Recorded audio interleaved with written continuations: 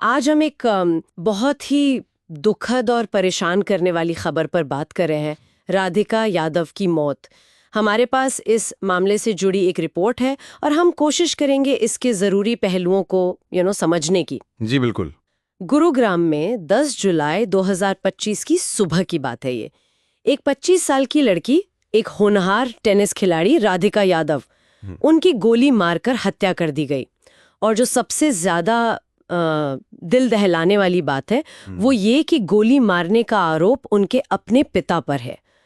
आखिर ऐसा ऐसा क्यों हुआ? ये वाकई चौंकाने वाली बात है। रिपोर्ट बताती है कि घटना गुरुग्राम के सेक्टर 57 में हुई सुशांत लोक उनके घर पर।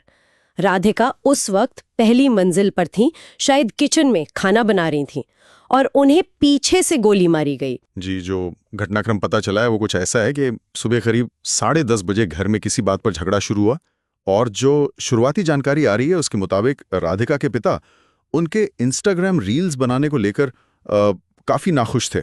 इंस्टाग्राम रील्स, इतनी सी बात पर? हाँ, इसी बहस के दौरान ही उन्होंने अपनी लाइसेंसी रिवॉल्वर निकाली और कहा जा रहा है कि लगातार 3 गोलियां चला दी। 3 गोलियां अपनी ही बेटी पर? ये तो सोचना भी मुश्किल है। इसके बाद क्या हुआ?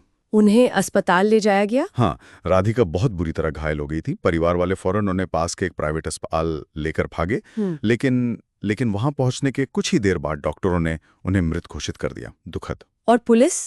पिता का क्या हुआ? पुलिस ने तुरंत कार्रवाई की, पिता को गिरफ्तार कर लिया गया और वो रिवॉल्वर भी जिससे गोली चली थी वो भी बरामद कर ली गई है। लेकिन ये वजह क्या वाकई सिर्फ इंस्टाग्राम रील्स को लेकर इतनी बड़ी बात हो गई या कुछ और भी था? देखिए, अभी तो शुरुआती जांच इसी तरफ इशारा कर रही है। ऐसा लग रहा है कि राधिका की जो सोशल मीडिया पर मौजूदगी थी, खासकर इंस्टाग्राम रील्स, उसको लेकर पिता शायद बहुत ज्यादा नाराज थे। उन्हें शायद ऐसा लगता था कि इससे परिवार की इज्जत पर आंच आ रही है। ओहो, तो ये वो इज्जत या सम्मान वाली बात आ गई? बिल्कुल, ये तथाकथित पारिवारिक सम्मान के नाम पर जो हिंसा होती है, ये उसका एक बहुत ही भयानक, बहुत ही दुखद उदाहरण हो सकता है। जिसे ऑनर बेस्ड मानसिकता कहते हैं, मतलब परिवार की झूठी शान के लिए किसी की जान ले लेना, खासकर एक महिला की अपनी पसंद के लिए। हाँ, ये एक बेहद खतरनाक सोच है और पुलिस भी इसी एंगल से जांच कर रही है कि क्या बेटी का जो ऑनलाइन वर्ल्ड था, उसकी जो एक्टिविटी थी, उससे जुड़ा जो तनाव था परिवार में,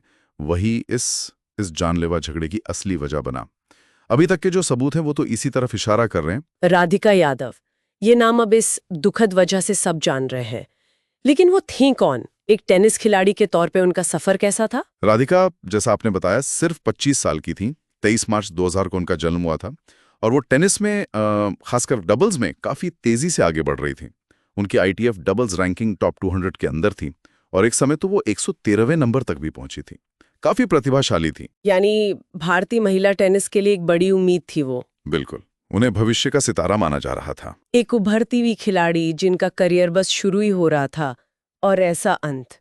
ये घटना कई और गंभीर सवाल भी खड़े करती है ना? यकीनन। सबसे पहले तो ये घरेलू हिंसा के मुद्दे को फिर से हमारे सामने ला खड़ा करती है, खासकर वो हिंसा जो इस तथाकथित परिवार की इज्जत के नाम पर होती है। हाँ। दूसरा, ये दिखाता है कि आज भी हमारे समाज में खासकर पीढ़ियों के बीच कितना तनाव है युवा महिलाओं की आज़ादी को लेकर, चाहे वो उनके खर्चे हों, उनके करियर के फैसले हों या फिर सोशल मीडिया पर उनकी मौजूदगी हो। और तीसरा जो अहम पहलू है वो है सोशल मीडिया का डबल एज्ड स्वॉर्ड होना। मतलब एक तरफ तो ये युवाओं को, एथलीट्स को एक प्लेटफॉर्म देता है, लेकिन दूसरी तरफ ये उन्हें बहुत वल्नरेबल भी बनाता है। उन्हें आलोचना झेलनी पड़ती है और कभी-कभी, जैसा इस केस में दिख रहा है, अपने ही करीबियों से इतना शदीद विरोध झेलना पड़ सकता है और शायद उन्हें सपोर्ट करने वाला कोई नहीं होता। सही बात है। इस खबर के बाद देश भर में, खेल जगत में क्या माहौल है? लोग क्या कह रहे हैं? हर कोई स्तब्ध है। सच में खेल जगत में तो शोक की लहर है। लोग सोशल मीडिया पर राधिका को श्रद्धांजलि दे रहे हैं और साथ ही ये मांग भी उठ रही है कि घरेलू हिंसा और मेंटल हेल्थ सपोर्ट सिस्टम्स पर और ज्यादा ध्यान देने की जरूरत है। गुस्सा भी है लोगों में। गुस्सा इस बात का कि इज्जत के नाम पर ये सब कब रुकेगा? बिल्कुल, कि आखिर कब तक ये सब चलेगा। फिलहाल जांच कहां तक पहुंची है? पुलिस क्या कर रही है? जांच तो चल ही रही है। गुरुग्राम पुलिस परिवार के लोगों से, दोस्तों से, सबसे बयान ले रही है। राधिका के सोशल मीडिया अकाउंट्स को भी खंगाला जा रहा है, ये समझने के लिए कि क्या कोई तनाव के संकेत थे। पिता से भी पूछताछ जारी है और वो जो लाइसेंसी हथियार था उसकी भी जांच हो रही है।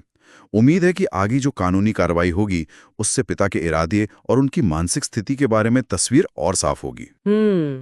राधिका को जानने वाले उनके साथी खिलाड़ी उन्हें कैसे याद कर रहे हैं? उन्हें एक बहुत ही मेहनती, बहुत ही जोशीली खिलाड़ी के तौर पर याद किया जा रहा है। उनमें बहुत जुनून था अपने खेल को लेकर। उनका करियर बेशक छोटा रहा, लेकिन उनकी इस तरह अचानक मौत से भारतीय टेनिस में एक खालीपन सा आ गया है। हाँ, ये सिर्फ एक खिलाड़ी की मौत नहीं है, ये उन सपनों का भी अंत है जो उन्होंने देखे होंगे। सही कहा आपने। तो कुल मिलाकर कहानी ये है कि एक उभरती हुई टेनिस प्रतिभा की जिंदगी पारिवारिक सोच, सोशल मीडिया पर मौजूदगी को लेकर तनाव और शायद पीढ़ियों के बीच की बढ़ती खाई की वजह से खत्म हो गई। बिल्कुल। और ये घटना हमें एक बार फिर सोचने पर मजबूर करती है कि महिलाओं को अपनी महत्वाकांक्षाओं को पूरा करने के लिए, चाहे वो ऑनलाइन दुनिया में हो या ऑफलाइन, एक सुरक्षित और सपोर्ट करने वाले माहौल की कितनी ज्यादा जरूरत है। जाते जाते एक सवाल शायद हम सबके सोचने के लिए छोड़ सकते हैं। ये जो टकराव है व्यक्तिगत स्वतंत्रता और सामाजिक अपेक्षाओं के बीच का, यह हमारे समाज में और किन किन रूपों में नजर आता है? और इन तनावों को कम करने के लिए हम सब मिलकर क्या कदम उठा सकते हैं, ये सोचना बहुत जरूरी है।